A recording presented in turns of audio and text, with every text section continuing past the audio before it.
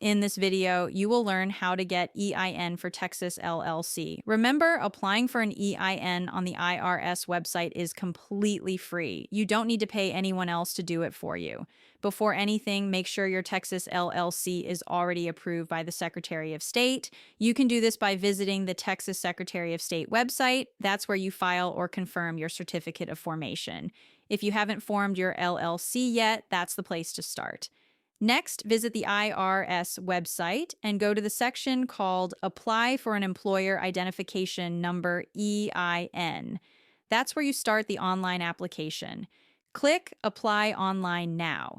It's free and usually takes less than 10 minutes. When the online form begins, choose Limited Liability Company, LLC, as your entity type. Then select Texas as your state. You'll also be asked how many members your LLC has. You can find this on your LLC formation document if you're unsure. After that, you'll be asked to provide the responsible party information. This will be you or whoever manages the LLC. You'll need your Social Security number, SSN, or Individual Taxpayer Identification Number, ITIN, handy. You can find or verify these through the Social Security Administration or the IRS if needed. Then you'll enter your business details. You can pull these from your certificate of formation or from your business registration confirmation email from the state. You'll need the exact LLC name, your Texas business address, and your business start date. Next, the IRS form will ask why you're applying for an EIN. Select Started a New Business if this is your first EIN for your new LLC. After that, you'll be prompted to specify the type of business activity. You can choose from categories like consulting, online retail, construction, real estate, or services.